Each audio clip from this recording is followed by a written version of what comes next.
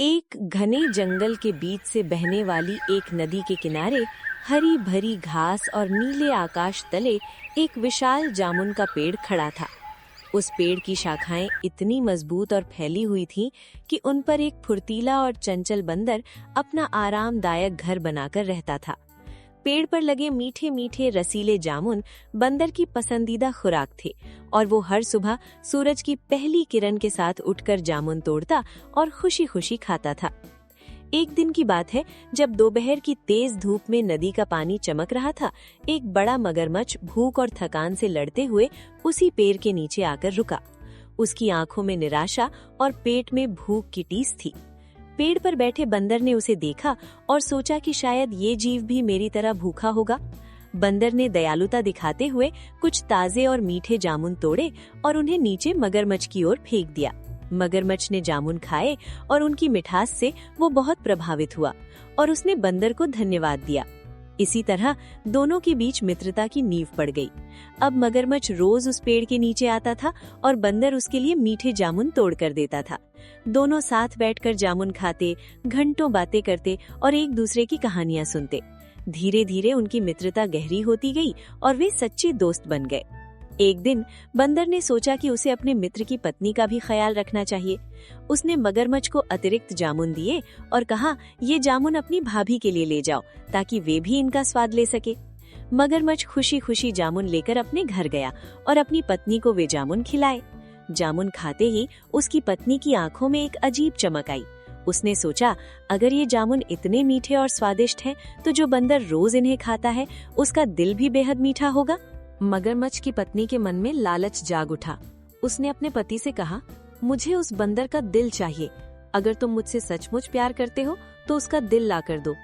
जब मगरमच्छ ने मना किया और कहा कि बंदर उसका सच्चा मित्र है, तो उसकी पत्नी ने बीमारी का बहाना बनाया और जिद करने लगी कि जब तक उसे बंदर का कलेजा नहीं मिलेगा वो ठीक नहीं होगी। पत्नी के हठ और दबाव में आकर मगरमच्छ विवश हो गया और उसने एक चाल चली। अगले दिन मगरमच्छ बंदर के पास गया और बड़े प्रेम से बोला, दोस्त, मेरी पत्नी तुम्हारी बहुत तारीफ सुनती रहती है। वो तुमसे मिलना चाहती है और तुम्हारा आतिथ्य करना चाहती है। मेरी पीठ पर बैठ जाओ, मैं तुम्हें सुरक्षित अपने घर ले चलूंगा। बंदर को तैरना नहीं आता था, लेकिन उसने अपने मित्र की बात पर भरोसा किया और खुशी खुशी उसकी पीठ पर बैठ गया।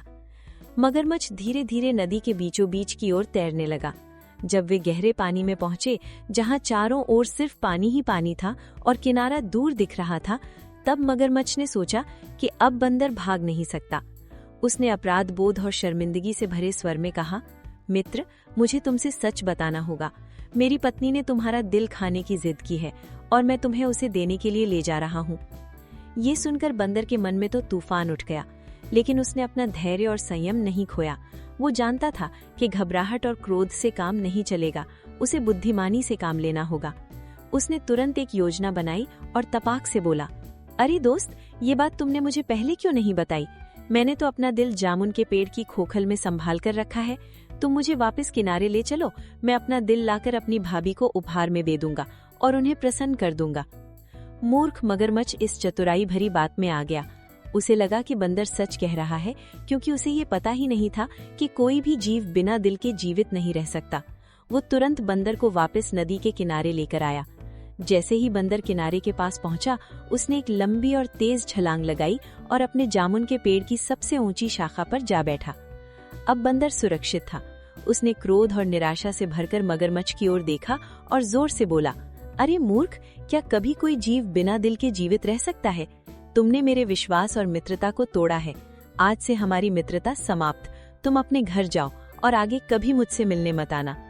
मगरमच्छ को अपनी गलती और मूर्खता का एहसास हुआ। वो शर्मिंदगी से सिर झुकाकर वापस चला गया।